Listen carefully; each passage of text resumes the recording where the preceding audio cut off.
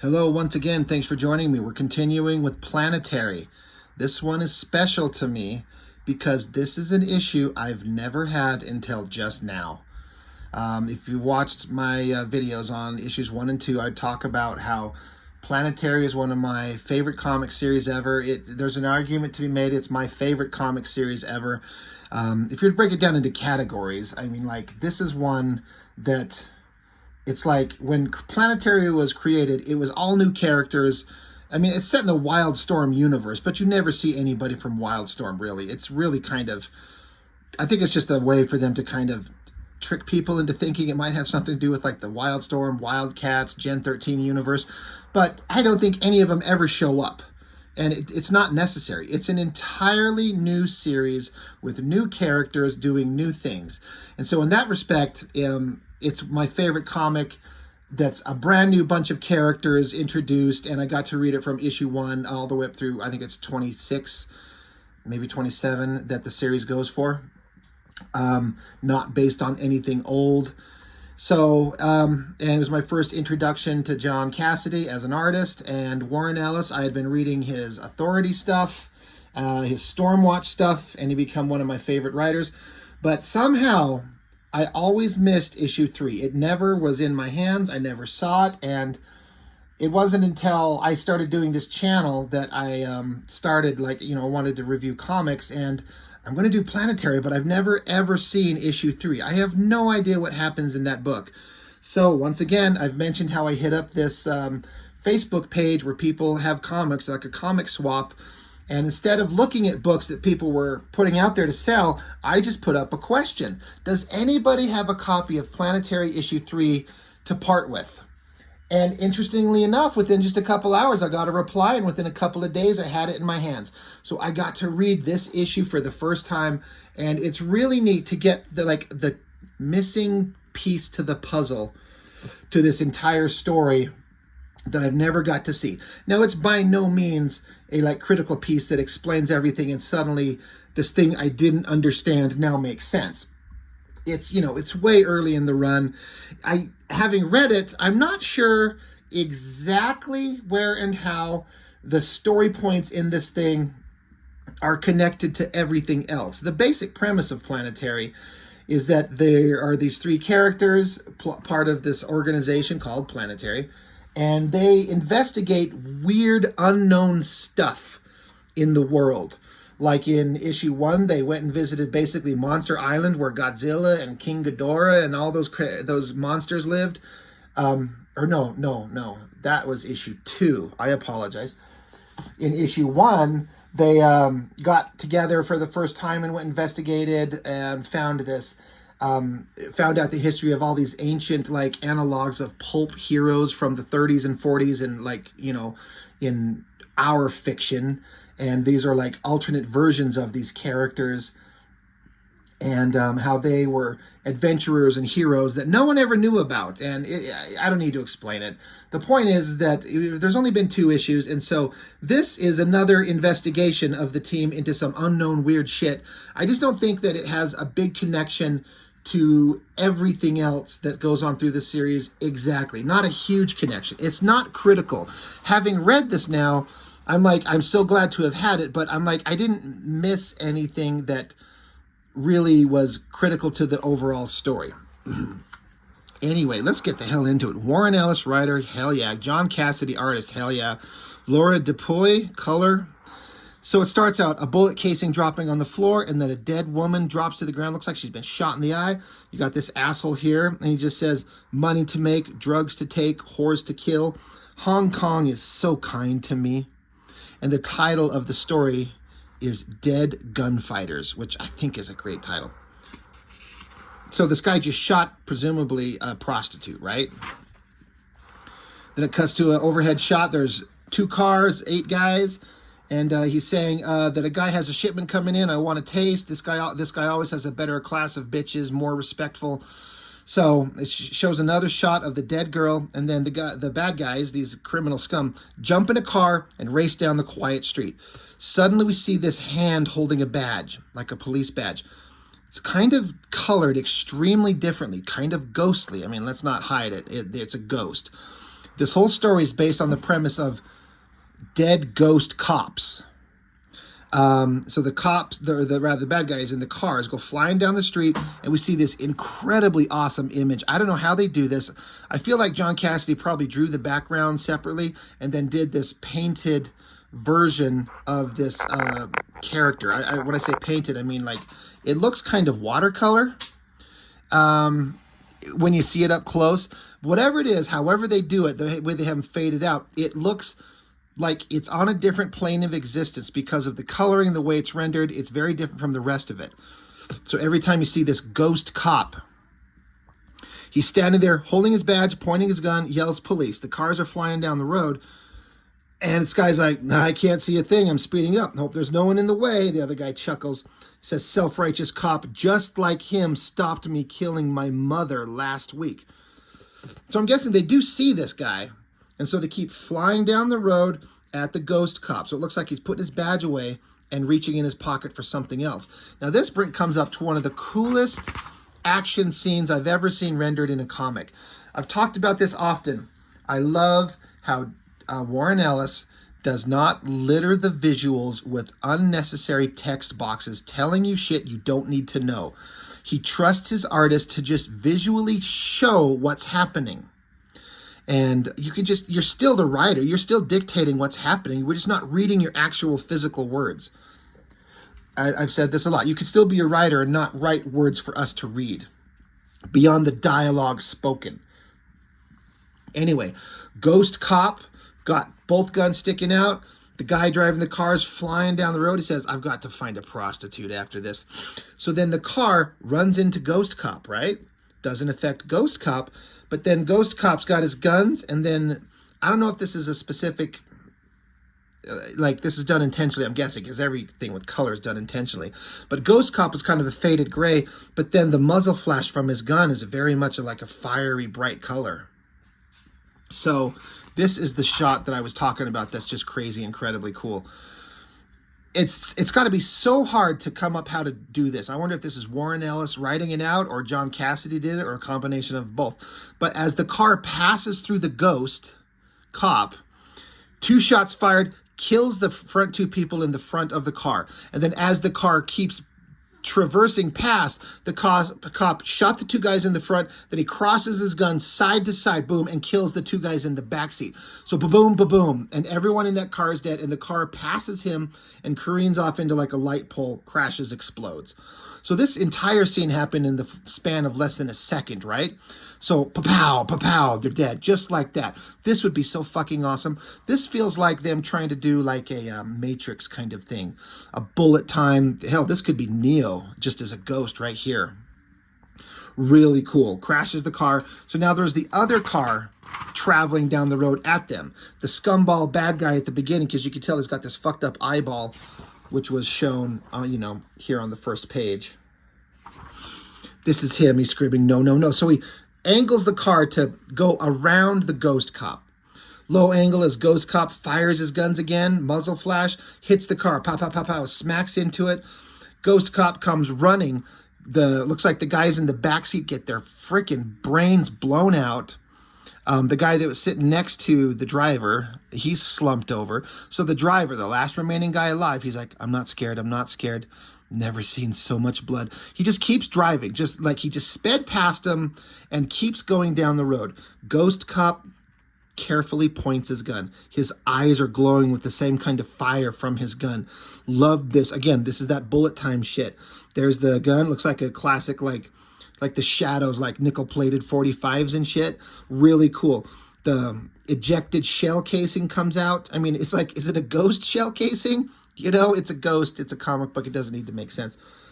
Love the fire from the muzzle flash, a little trail of the line of the bullet, like it's just all slow motion.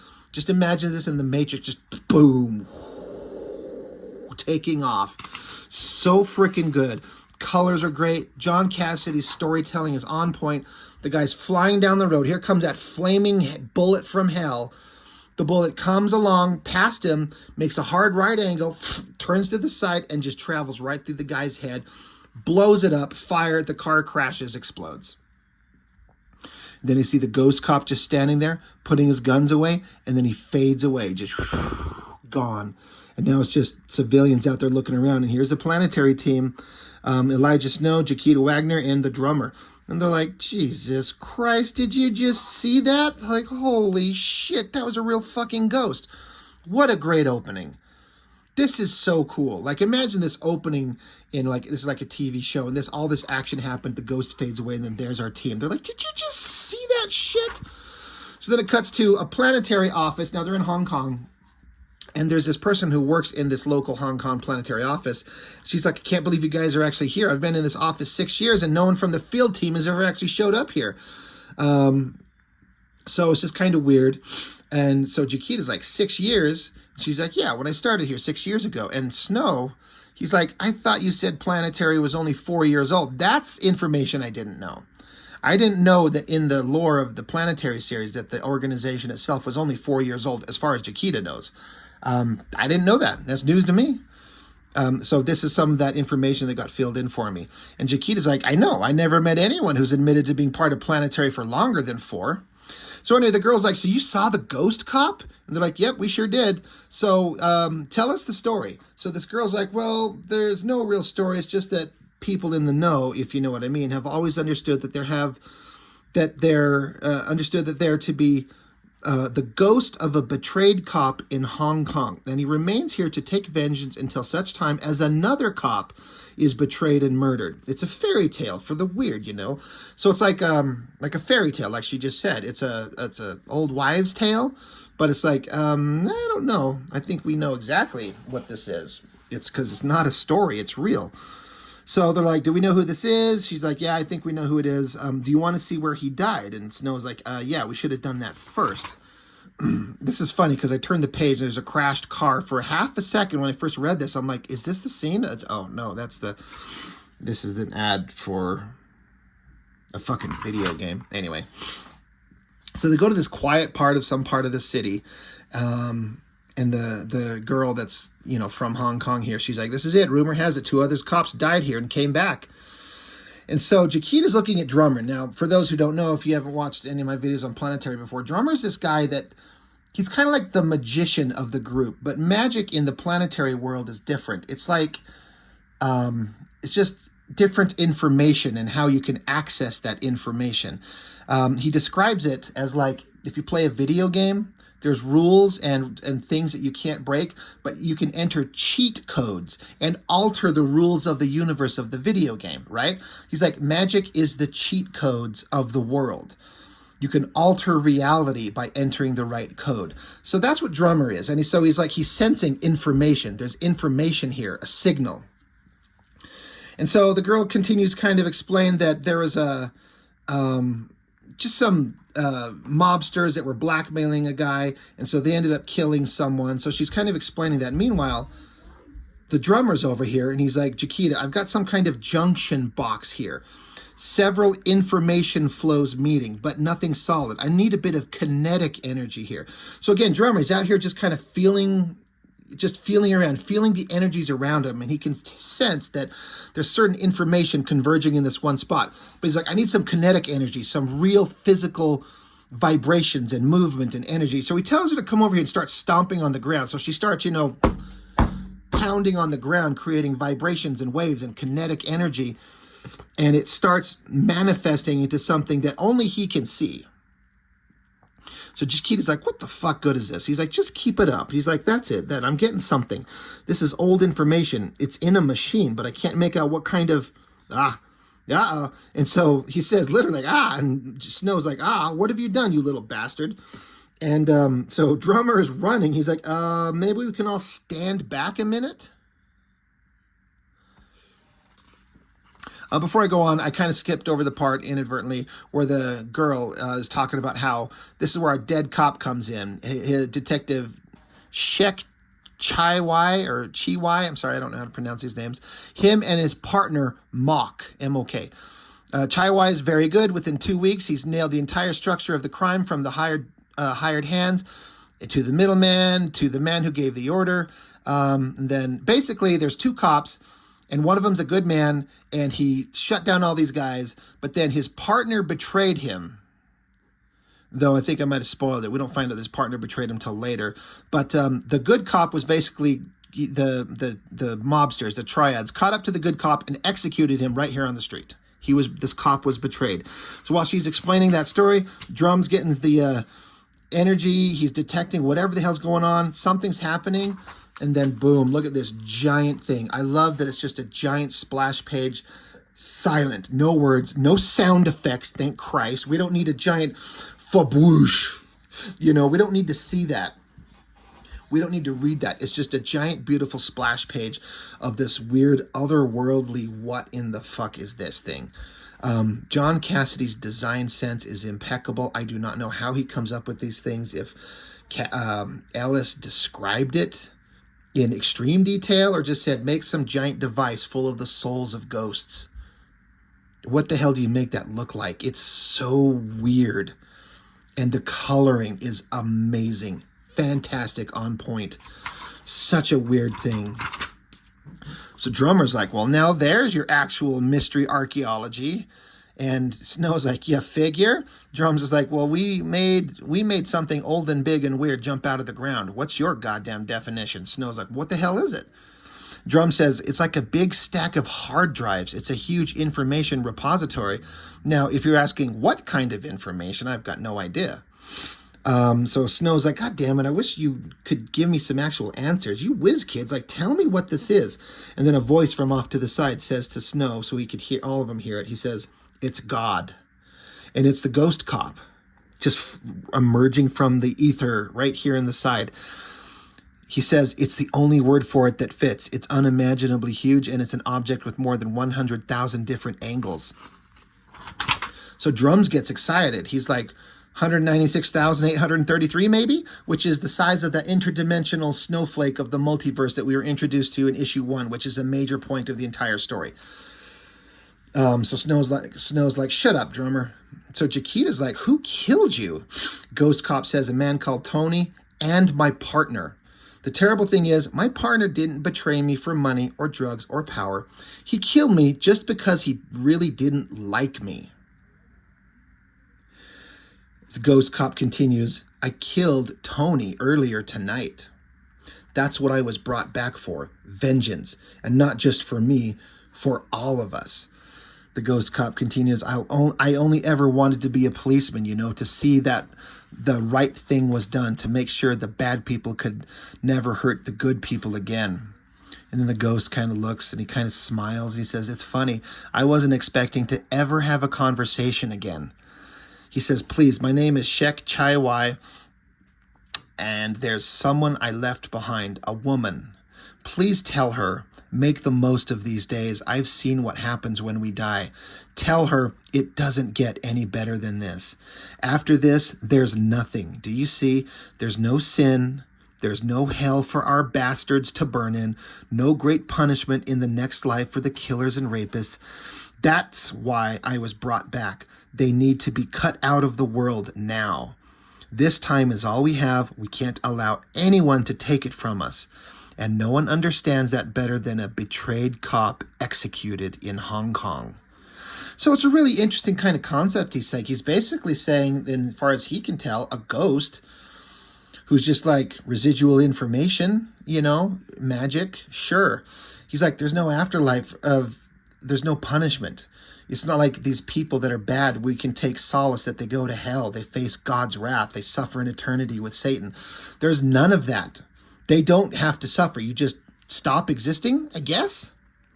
So this is as good as existence gets. So love it now. It's a really interesting, if not kind of a depressing take on, punishment in another existence. But anyway, as he says that, some lights flashing in the distance behind him. Again, this coloring is fantastic. It's just beautiful all the way through. Ghost Cop turns, and it's his partner that betrayed him. 2 more cars coming after him. So Ghost Cop says, mock. So then Chiquita goes running. Snow pushes Drummer and the other girl from the planetary office out of the way. Ghost Cop aims his guns as Chiquita charges at one car and just puts her foot right fucking through it, blowing the car apart. I mean, it's not quite Jeff Darrow detail level, but I can see kind of an influence in this thing with all the parts of the engine and everything exploding. It's pretty good.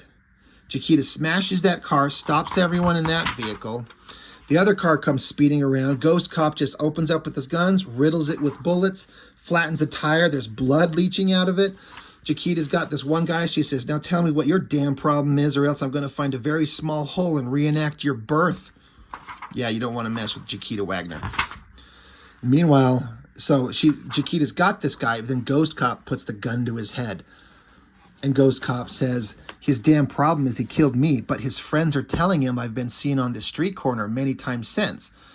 You're wondering, now how could I be here? And absurdly, if you're wondering if I hold a grudge. Let's see now. I was murdered by my partner and came back as a spirit of vengeance, condemned to avenge murder in Hong Kong. How happy do you think I am? I had a girlfriend, I had a job, I had a life, and now all I have to look forward to is killing scum like you until some other poor bastard gets betrayed and wasted here and takes over for me.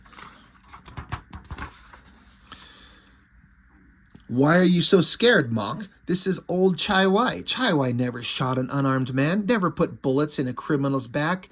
Good old Chai Wai. Boom, blows his head off. Pow. And then he just kind of stands there having avenged everything that he was specifically here to take care of. And he turns to the Planetary crew and says, you people came looking for a mystery, but there is none. There's just us. And then he fades away into nothing. And Drummer says, did he say justice? And Elijah Snow says, no, just us. And that's the end of the story. Just a simple kind of, ghost spirit of vengeance in Hong Kong story in Planetary. Interesting concepts, beautiful storytelling, incredible art, incredible coloring. I can't get over how good this Planetary series is. I feel like I wish that somebody would invest a lot of goddamn money the way that they've done with the Invincible animated series or the X-Men 97, where you get people who are passionate about this stuff, invest real money into time and animation, and make Planetary an animated series. And each episode, however long, 30 minutes, 45 minutes, whatever, is just one issue of the story. It would be so damn good. It would be just the neatest thing. I would die to see that. That is my dream project. If I won a $500 million lottery, I would spend a lot of my time offering to fund the creation of Planetary, the animated series. And it would follow word for word, line for line, everything that was said in the books. So anyway, that's all I've got. I should thank the guy who got this to me, but I can't remember his name because I'm a terrible person. God, I do not want to say. I think his name was Jeff. But he was the one who had the book and was willing to sell it to me for relatively inexpensive, and then just paid shipping. I mean, believe me, it was worth it. And now I got that little missing piece to the Planetary series and got to see some amazing visuals I've never seen before in this great book. So highly recommend Planetary. For God's sakes, pick it up, read it. It's a great series that you can read several times and just get enjoyment out of it repeatedly. So that's all I've got for now. Thank you so much, and I will see you next time.